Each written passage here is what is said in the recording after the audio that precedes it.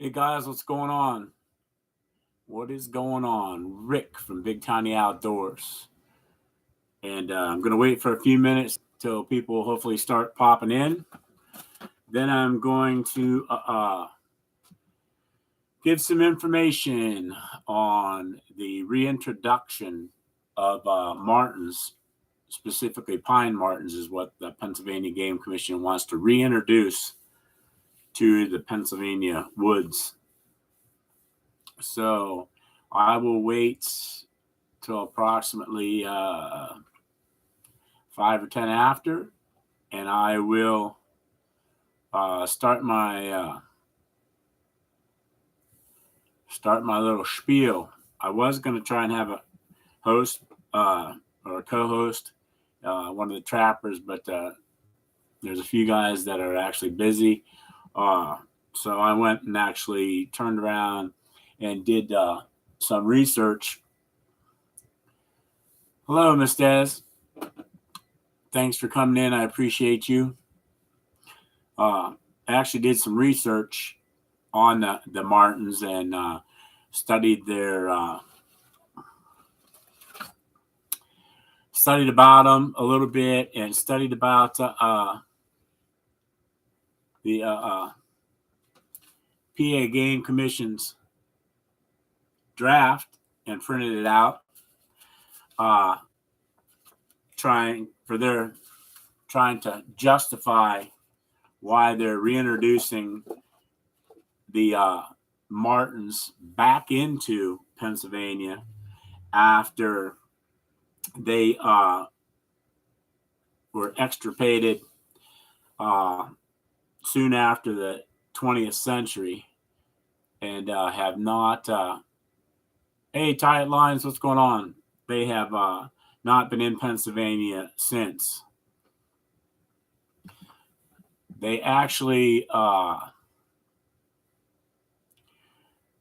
went and have done several studies on it.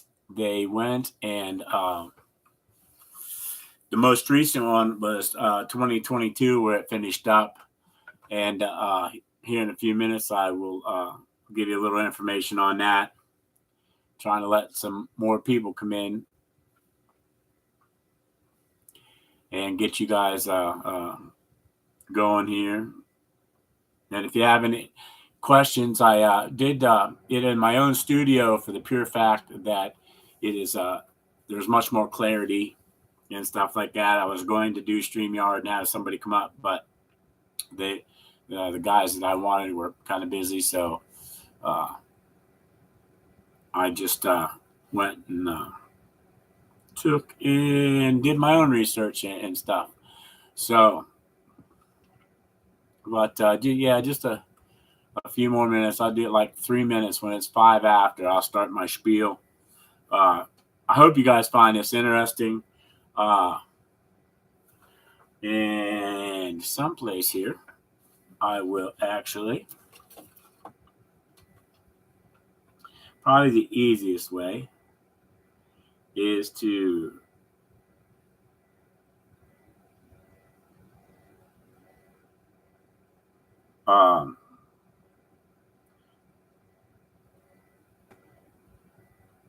just actually show you pictures off of my phone what these critters do look like, and bigify it for you if I can.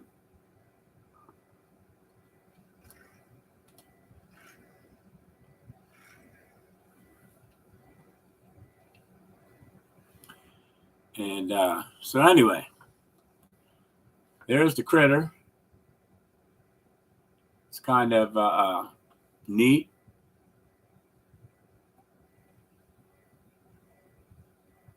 Trying to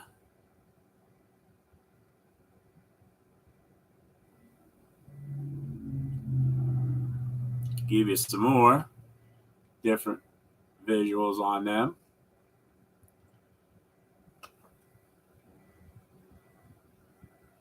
The live is about the reintroduction of the pine marten into the woods of Pennsylvania.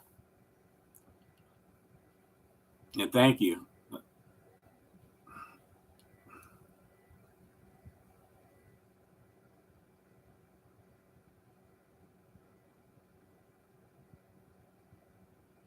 I am trying to get some pictures up here for you guys as well, so you can see.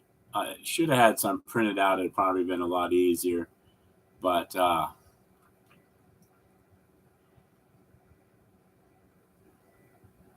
was hoping to have a host, like I said, a co-host, but that didn't happen. So, uh,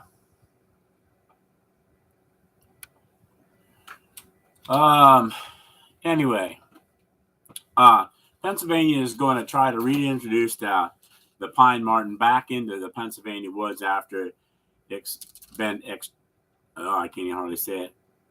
Extirpation. Yeah, excuse me. Extirpation, or AKA removed, after the 20th century, and it was just basically destroyed and killed off. Hey, I appreciate it, tight lines, and I understand family first, man. Always is, in my book anyway. I truly appreciate you coming in, and thank you very much.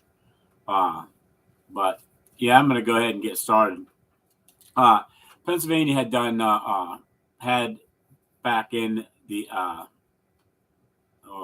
20th century, and soon after they basically died off, or were trapped and killed, and there was no more around. For years now, they've been trying to get approval to reintroduce them, and in 1996 they did actually a push.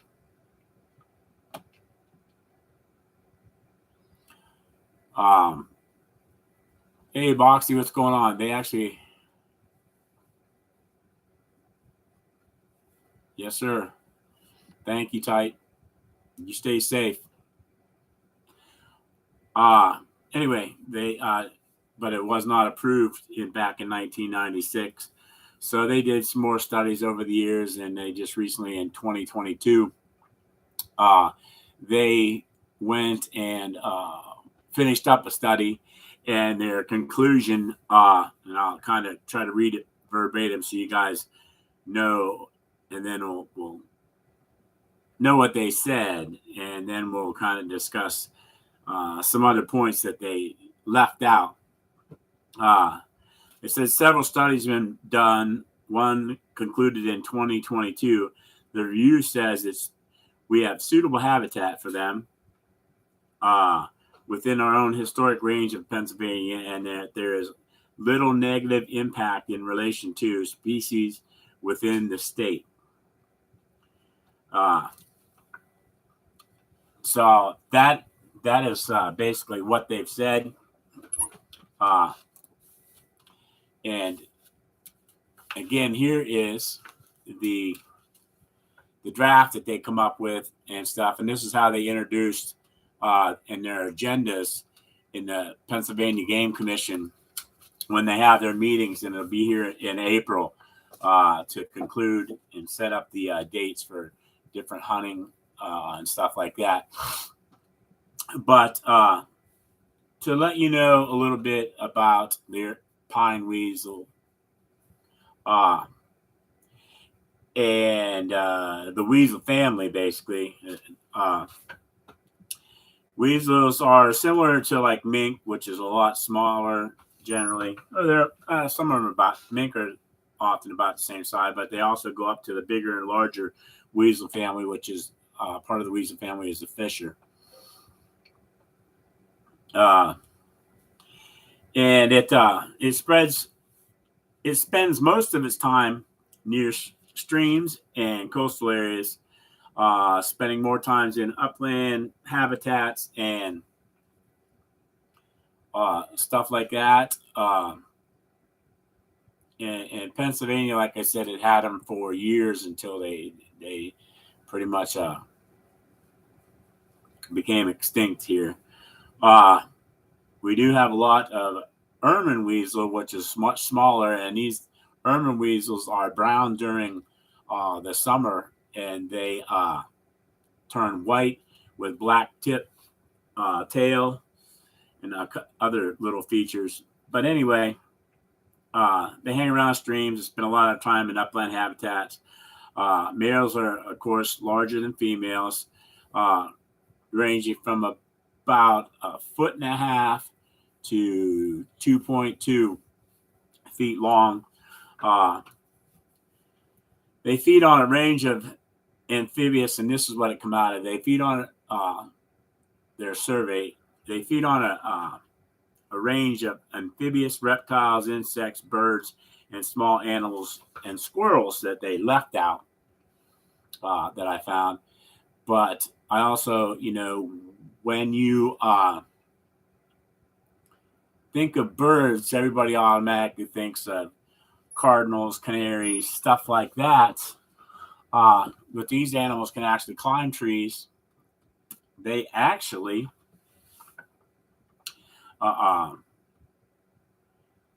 they can climb trees. They actually use bird nests, squirrel nests, holes in rotted out trees to sleep and stuff like that. And in the wintertime, they actually go down into holes in the ground and they nest underground.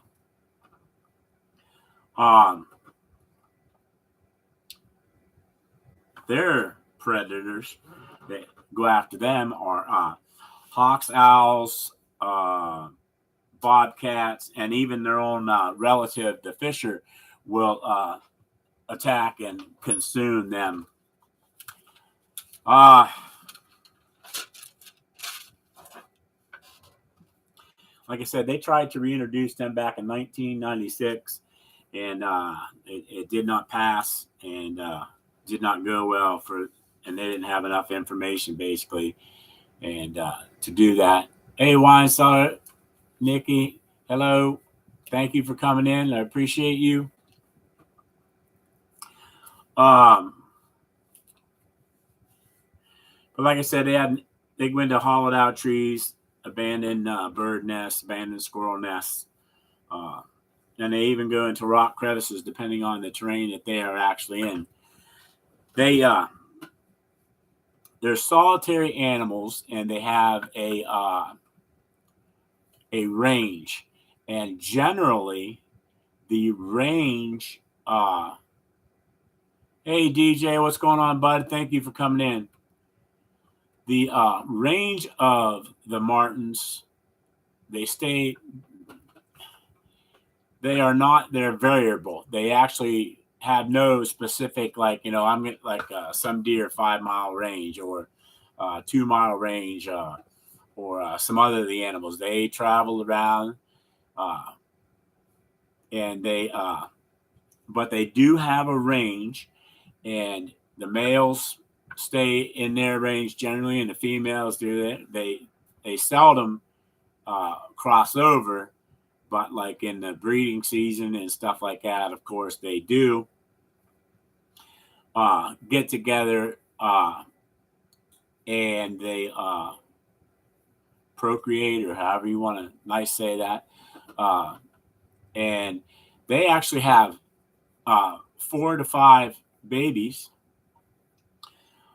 So you figure that, for example, they introduce, let's say 100 martens, 50 males, 50 females into the woods of Pennsylvania. They set up their range, they find each other, they procreate. So then, if they're lucky, they have 400 to 500 babies. And now these 400 to 500 babies will turn into, and then they'll turn around, and within like a year and a half, or a little less than a year and a half, they will actually. Hello, Laura. Thanks for coming in. I appreciate you, man. They will actually, within say 5 years, they'll be up to 2,500, or possibly could be. So within just, they will grow expeditiously, uh, just like a lot of the other animals around, or the other breeds around. Uh, so within a matter of a few years, uh, there could be tons of these little animals going around.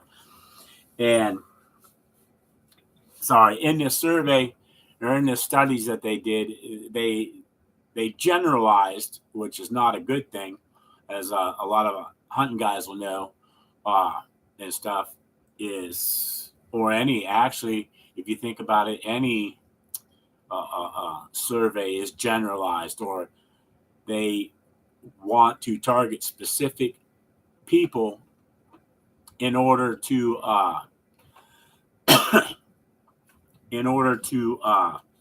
get the results that they want, so that they can better introduce their ideas into and get them into the system of Pennsylvania.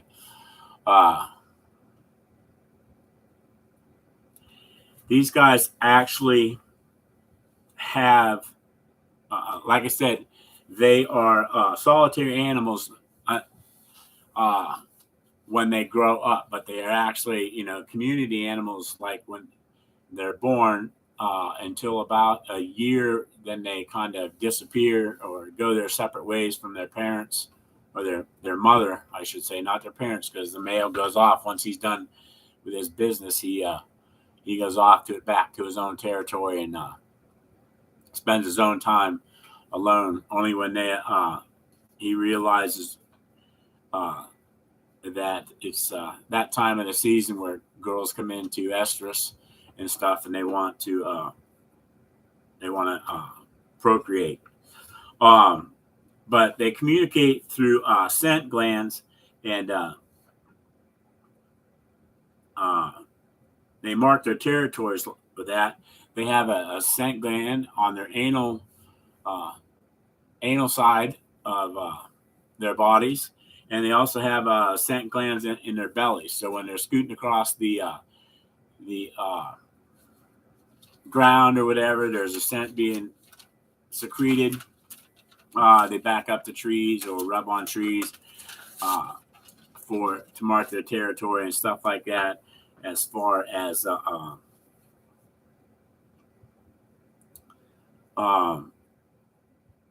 putting their scent out and marking their territory. They also, when they're young, they basically twitter, is what it's called, and basically it's just a bunch of little noises that that they can make to communicate with one another. Hey, Wine, thanks for coming in. I appreciate it. Hey, Treasured, thank you for coming in. Everybody else, I'm trying to multitask, and I want to let you know that I do appreciate you guys coming in and supporting me. I hope you find this interesting in ways, but I want to, especially for my PA folks and stuff, and even actually other states or whatever that want to introduce these kind of animals. There's a lot that's left out, and if you do some investigating, you will find out that they generalized when they said in this survey birds.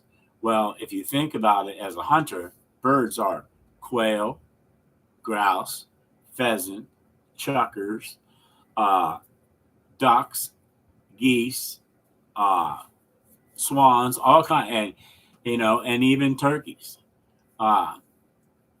So they're birds, and that generalization, which they didn't come out and say, but these animals are going to have an adverse effect on these nesting animals, because the reality and a lot of what they left out was, and I looked up and Googled and stuff, these animals will go in to bird nests. They'll take the bird nest over, even though they say it's a old bird nest. Well, guess what? When them birds are laying their eggs, these animals are around, they climb up into these trees, they jump in, they got a free meal, they eat the eggs. They didn't mention that in the thing. So there's going to be a very adverse reaction when all the beautiful cardinals and all the beautiful blue jays and other birds that you guys see on a regular basis and love to feed and enjoy, you're going to have these animals that use their nests as places to rest and to stay and stuff. They're going to use these. And AR, what's going on? Use these nests and these squirrel nests where we're trying to have more squirrels in our woods and stuff for young kids to hunt and us to hunt and stuff like that. They actually kill the squirrels. So they're going to go up into these squirrel nests, kill the squirrels, eat the babies that squirrels have produced, and then they'll take over the nest and use it for their own. They left all that stuff out. They left all the things. I did a thing about ducks, and I found out that they actually will go and kill a duck just to kill a duck.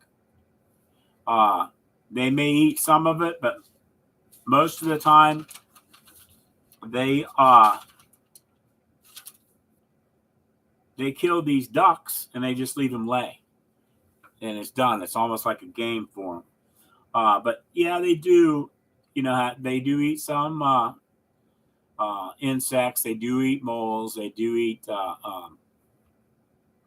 voles.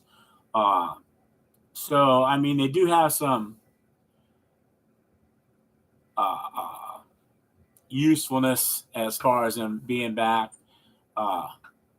in Pennsylvania, but they also do a lot of damage that these guys in their survey left out. They didn't add it into the survey. They didn't tell anybody the effects. So yeah, they eat eggs. They will actually go into your chicken coops, and you got to remember these animals are almost. Hey Ted, thanks for coming in. These animals are like mice and everything else. They're a little bit they're bigger, but they still have the same capability of going into small holes and stuff and getting in to your chicken coops. And they will eat your chicks if they have access and they can get squeezed through. They will go in and eat your chicks. They will also in there and knock your eggs out of the nest, and they will use crack them. They'll be cracked up, and once they hit on the ground, then they'll just open it up and eat the eggs. So there, if you're one who takes and raises chickens, and you try to hatch your own eggs, these little critters are going to come in, and they're going to take over your chicken coop, and they are very. Hey, Cecilia, thank you for coming in. They're very sneaky. They usually do all their work at night, so they're very hard to see. Around dusk, they start, and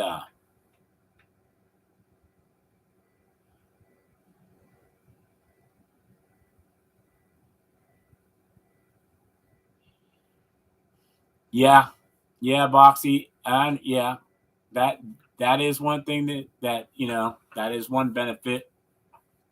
But the reality is, I mean, honestly, only until like recently, from what I've seen and studied and stuff, and that the fur market after all these years has just started to come back. So it may eventually, if that picks up, put more trappers out, but there's going to be far more of these critters than people can trap, even during a trapping season. Uh,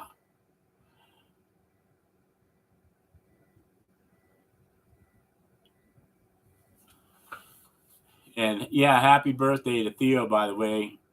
I forgot to tell you that there, Ted, when I was doing what before I hung up when we were having our talk. But yeah, I mean, there's a lot of stuff in information that these guys, and I know politics um, after working Department of Corrections and how they manipulate things, uh, and also having my cousin who was in the House of Representatives in Pennsylvania. Then he was in Congress in Pennsylvania. Uh, and then one of the former guards uh, is now a he just became a congressman. He was actually a House of Representative and got elected and stuff. But I don't like to talk about politics. But I know after talking to those guys and growing up uh, that that's exactly how things are done when it comes to the government and the game commission and stuff. Everything is manipulated for their own purpose. Not always the best. That's just like I said, and I don't know if anybody else did. I watched the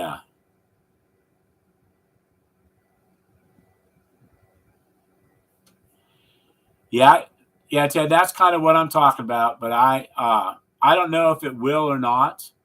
Uh, but that's one thing is I want people. Hey, Sheena. Hey, Keith. What's going on? I want people aware that when these surveys come out that these guys do, just like any survey, it's manipulated by those who produce the survey to get the desired effect that they want. Uh, so uh, I'm just trying to educate people that might have to deal with some of these issues or things that going on that you actually need to check out the information yourself, find out, read up, and make a informed decision yourself.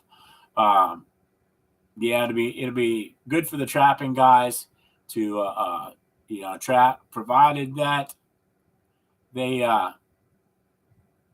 don't trap for money right now. I mean, beaver, I guess from when I was talking to Iowa Trapper, uh, they actually went up in price. So maybe furs are actually coming back. No, Sheena, actually in Pennsylvania, the Game Commission, they have a council pretty much, and these guys set up this thing, uh, and um, they they set up a meeting and stuff, and these board members get introduced to ideas that others have. Then they listen to them and all their facts and all their information, and then they sit down after these meetings and stuff and have conversation and whether it's justified or not. But the reality is, people can be there, they can say what they want to say, but it's a select few, just like anything. They um,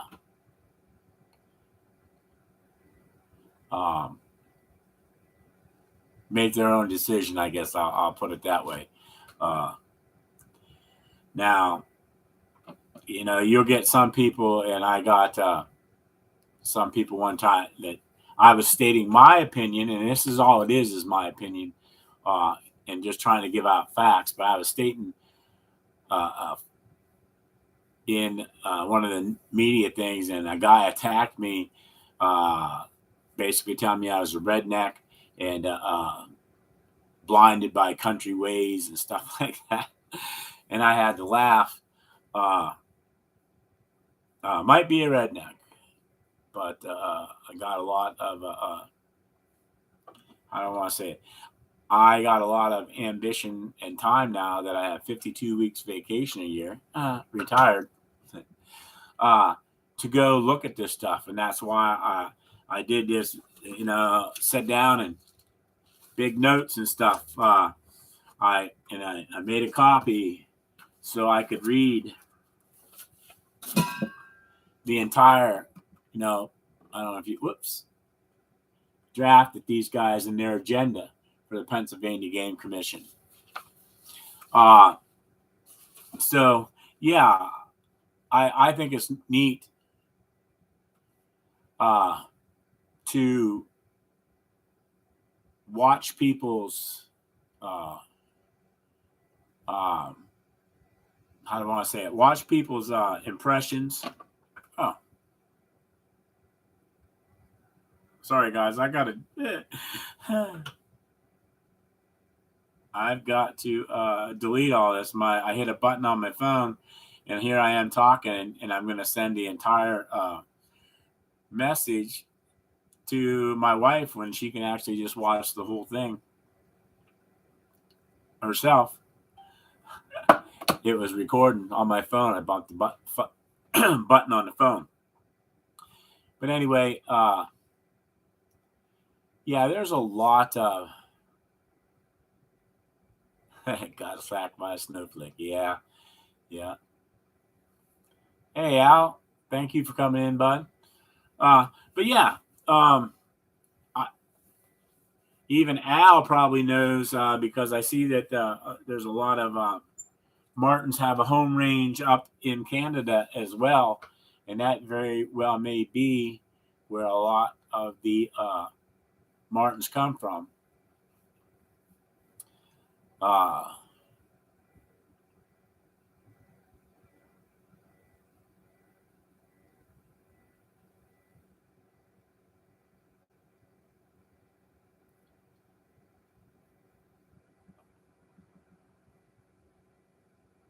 Hey Steve, thanks. Anyway, yeah. So basically, I just wanted to give information to you guys and let you know what's going on here in PA, and let hey Jonathan, thanks for coming in, bud. Give you more insight on these weasels and stuff like that, because I actually have my father-in-law had all his ducks killed, and the hawks, the owls, and other ones. I mean, the ducks had their heads ripped off. Half the ducks were eaten. All the ducks were eaten or taken or dragged off, and there was raccoons that were caught. Hey, Anne-Marie, thank you for coming in. There was raccoons that were caught. And the other day when we were down there, thanks, Steven. I appreciate you. I hope you like it. But yeah, and we were in his garage, and I looked down, and here was one of these ermine weasels running around in his garage. So it was apparent that it explained why some of the nests were being destroyed and stuff, because these ermine weasels are little gatherers as well, and had the same line of eggs and moles and different voles and different animals and insects that they eat as well. So the weasel family in general takes some, maybe not all, but some toll on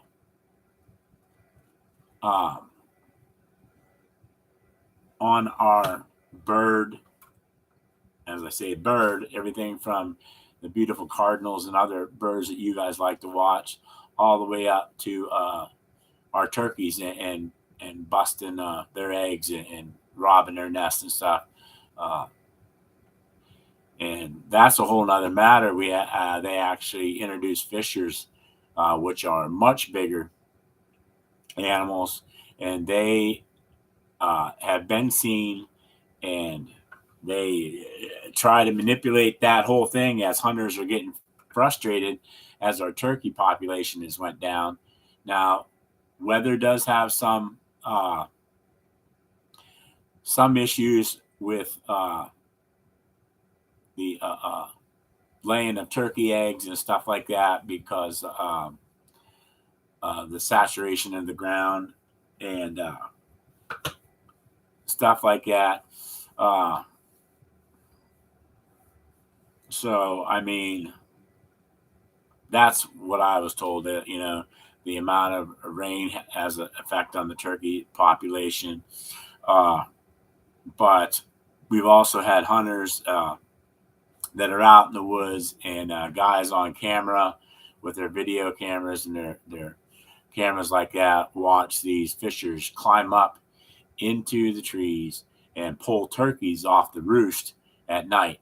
Now, a turkey, which I don't know if some of you guys know, actually, right, Sheena, they will actually go up, like I said, and they'll pull these turkeys off the roost and kill them and eat them. So turkeys roosting up in trees was their way of staying safe. And now we have these animals that actually go up and take a live turkey and kill it right on its nest where they think they're sleeping and they're safe. And, just like every other weasel or relative of the weasel, they are very quiet. So when these turkeys are actually up in a tree sleeping, they go up there and they get one, and then of course, it happens. But they try to justify that as well. And one of the commissioners in the thing actually brought it up, and the one speaker basically said that no. I mean, they basically said no, that the fishers really did not have a significant amount of impact on the turkey population. So, just like anything, like these Martens are going to downsize the importance of their food chain and what they all. Hey, Mom, hello, thanks for coming in. They are going to like downplay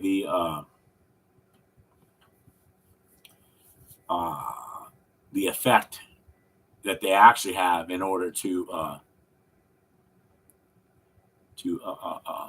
get their agenda passed, so that they can do this. And like I said, for trapping guys, it's going to be good because it's more that they can trap, more that they can find in their traps and stuff. But they also can have an adverse effect on a lot of other things. So I just wanted to bring it out there, bring it to people's attention that, things like that. And, some like Pennsylvania starts, look at the other states around that don't have weasels or these pine martens or fishers. These animals are territorial, and over time, if they're still here, they're going to reproduce and reproduce and reproduce. They're going to need more and more area in order to hey, Java, they're going to need more area to have, as they, like I said earlier, that they are what do I want to say? They are basically solitary animals and have their own territory. So let's just say, they have like a 1 mile territory. It actually didn't get into specifics when I was looking as what their territory was, but they have a 1 mile territory, and they are wanderers, though. They do go into other territories and stuff like that. and they also claim territories that aren't claimed. So they might, go from 1 acre to 2 acre to 3 acres, that they travel around and are claiming. And so that being said, eventually they're going to go over and into other states that haven't had them and they didn't want them and stuff like that. So it's a big snowball effect for sure once it happens, because like I said, their average nest when the females get bred are 4 to 5.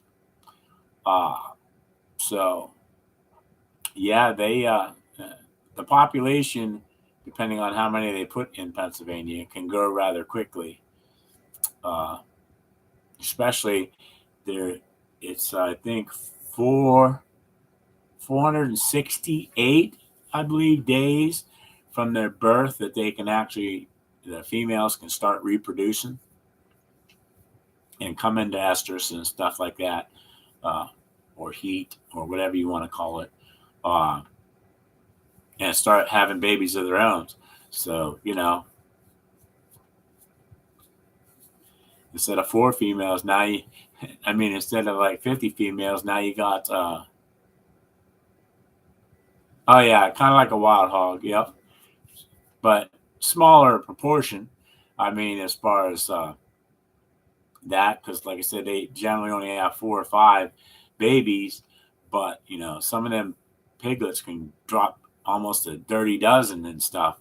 So the pigs, I'd have to look that one up, but yeah, basically, it's in a matter of some time. It actually is going to. They are going to, because we have good areas. We got plenty of bugs and reptiles and chickens and birds and everything that they can eat. So it's only a matter of time when they actually can grow into a sizable population and stuff. And I know that, like it said, like Boxy said, and some of the other guys, the trappers that like trapping these things, they will put out once they're established, and they think they're established and they want to try to control it, just like a lot of, the deer population and any other population of animal in Pennsylvania or in any state that you're at. They're going to put out bag limits and season limits and stuff like that to go and try to help control the population and help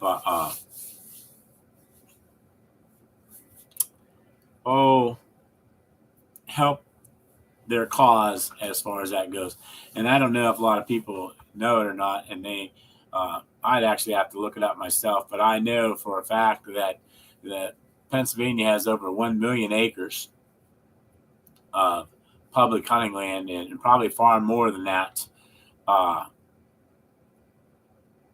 And I'll have to actually look that up, because actually the millionth acre that they had purchased through funds from the hunters and the funds and licensing and stuff that they make is over near me, and there's actually a big banner and stuff that posted up about the millionth acre. It's on a big stone, and the site and stuff of the millionth acre that they purchased. So and they're going to create habitat just like they did for the turkeys, and they're going to create habitat for all these other animals. I've seen guys, some game commissioners go out and get trees and plant trees. They do a lot of good, don't get me wrong.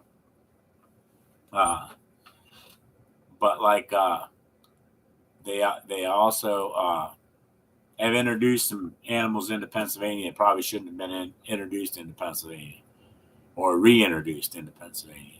So there's cause and effect in everything, and I actually think that within 5 years, here, they will not allow you to purchase another or a second turkey tag for spring gobbler. I think they'll go away from it because somebody introduced it, say, hey, the turkey population is too low.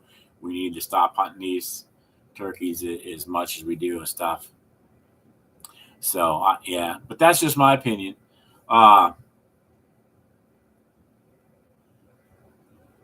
It's been really a pleasure for you guys to come in and talk about it. Pull out the Wi-Fi. That's all right, Mom. I know all about kids. Having 6 of them myself and 15 grandkids. Oh yeah, I know all about interruptions. But yeah, I really appreciate you guys coming in. I really appreciate you guys watching. Yeah, having your popo. Yeah, used to be in Pennsylvania, Sheena, you had to have it displayed, and most of the guys either put it on their vest, on their chest, or they had it on their back of their hat, and then they the game commission or the fish commission could walk up. Sorry, the game commission used to have back little back license holders and stuff, and they could go up behind you and look at your license to see if you had a valid license and stuff like that. But now they actually have to come and have contact with you, and you don't have to have them displayed. You can pull them out and show you, and that's more a contact with them and stuff, because they've dealt with a lot of how do I want to say, irritated fishermen and hunters that when they're out trying to hunt or fish, and these game commission guys come up doing their job, mind you, and I understand about it, come up out into the stream and mess up your fishing because they want to check your license. It's frustrating. And a lot of guys, just like a lot of hunters said, they asked about fishing license. Said, you can read the back of my head, right? You can read my back, right? And just plain old ignore them, didn't want to conversate with them and stuff. So they kind of made it more, hey, Tin Man, thanks for coming in. They made it more communicative, I guess you'd say, or something that you have to communicate with these guys. You have to show them. Now, I know a bunch of hunting guys take their old license. In Pennsylvania, once you get a new, hey, Alvin, thanks for coming in, buddy. Once you get your new license, they take a punch and they punch a hole in your license. Well, like me, a lot of guys now, when they get confronted by the fish commission or the game commission, they want to see your license and then proof. So we just take our old license and put it right with our hunting license, and there you go. There's the information, and they accept it, and they don't have issues with it. So, but yeah,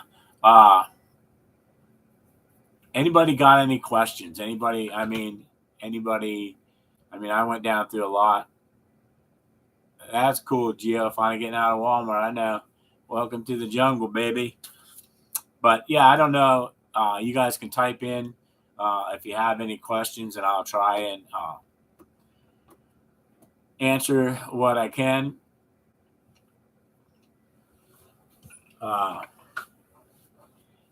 And keep this going for a little bit more. And I got to go. I hope you have a good day. I will, Mom. I have a blessed day every day.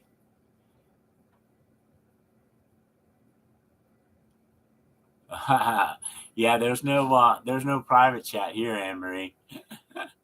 So you got to behave. Do you have to have a license on private land? I know you have. Yeah, you have. Yeah, you have. Even if MPA,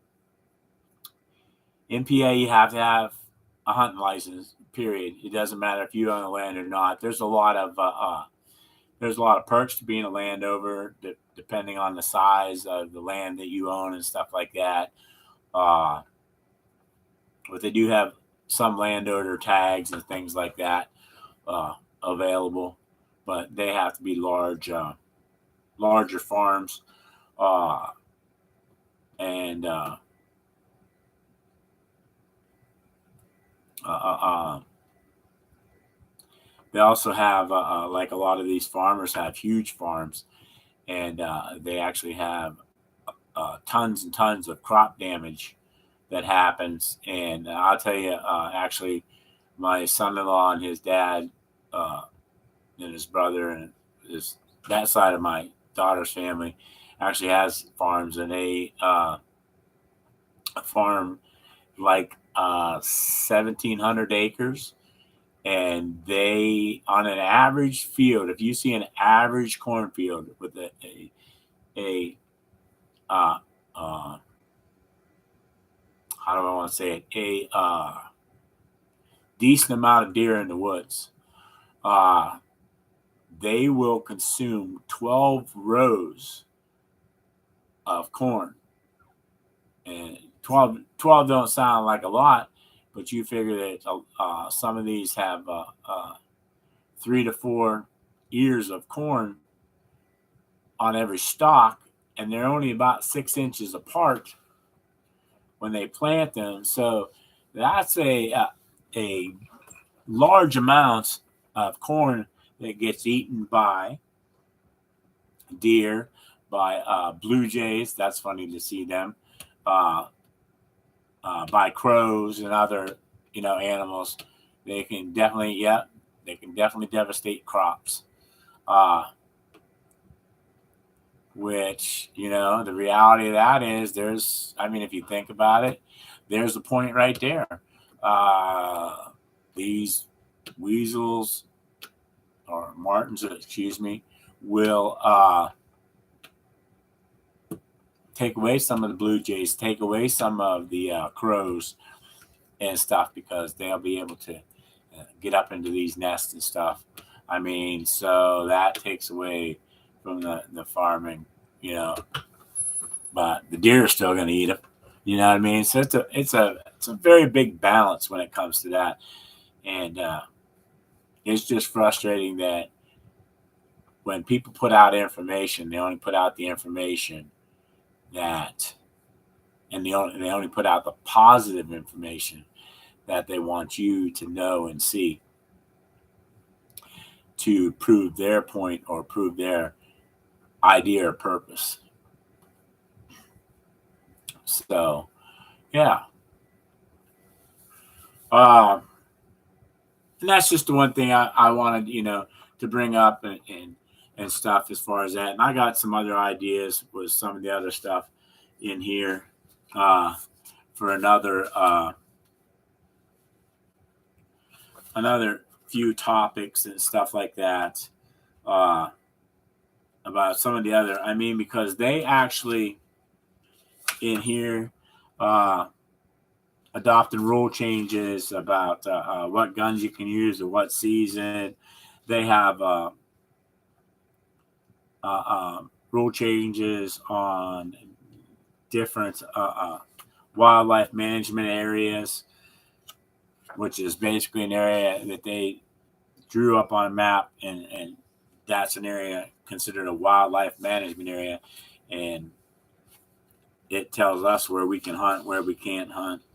They have stuff on deer control. They have stuff on the turkey seasons they're getting ready to vote on and stuff. Amending a lot of the different rules and stuff. They actually have a table of our hunting hours and stuff. I don't know if some of you guys knew that. And it goes and changes every year with the daylight savings time and stuff like that. So the amount of time that you can hunt. But generally, what the rule of thumb is, hey, Sleeper, what's going on? Thanks for coming in. A half hour before sunrise and a half hour after sunset is a basic rule of thumb when it comes to our seasons and the time, the hours that we can hunt.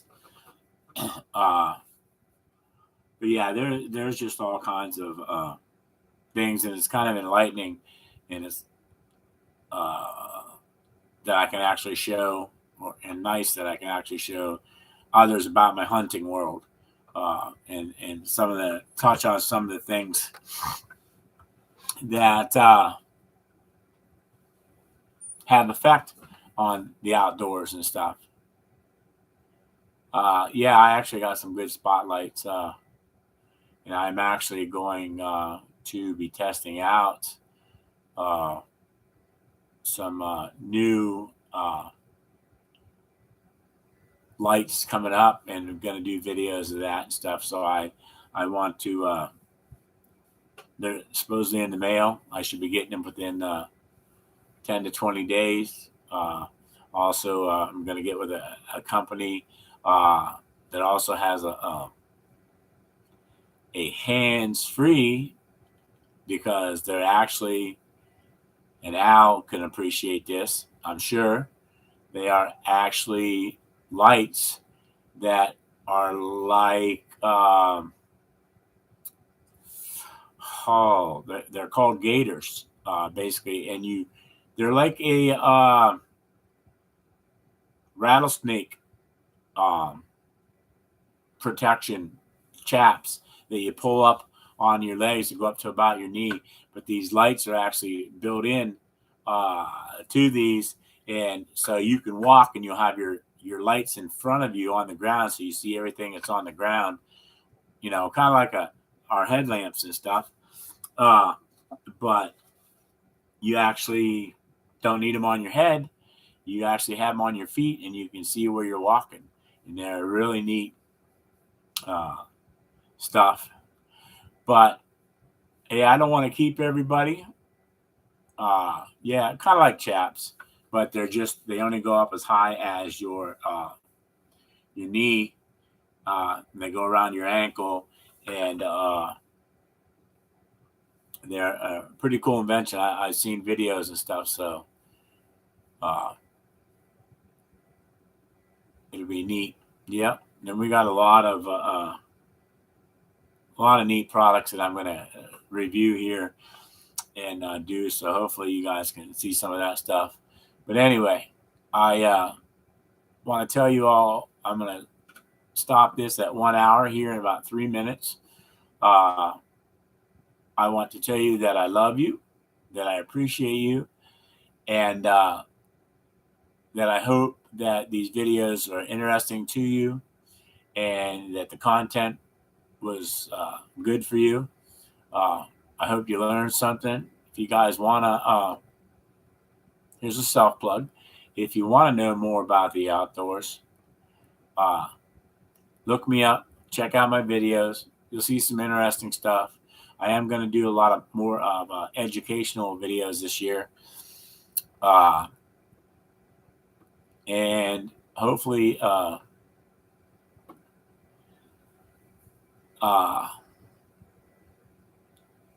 I keep your attention longer than 2 minutes so that I can get all the information out there for you.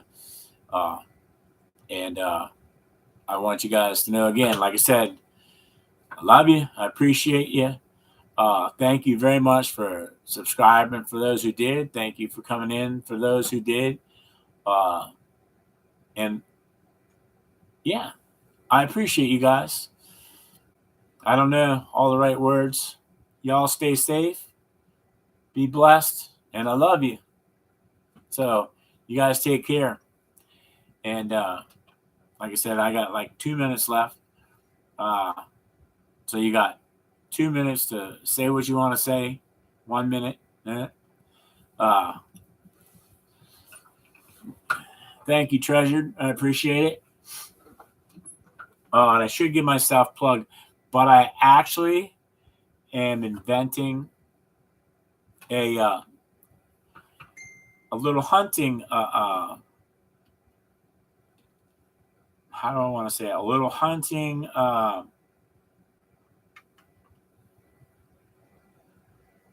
tool that you can use out in the woods to attract deer and stuff. So hopefully I'll get that. Hopefully I get my stuff and I hope the test that I got everybody doing for me and the field trials and stuff work out well. I hope I get some cool, neat video on the stuff that I'm doing at the deer show, that they're interested in it. So, and then hopefully I can patent pending it and keep on producing it, make it a inexpensive but good way to attract deer. And yeah, so y'all have a blessed day. Thank you so much for coming in. Take care, stay safe, and love you.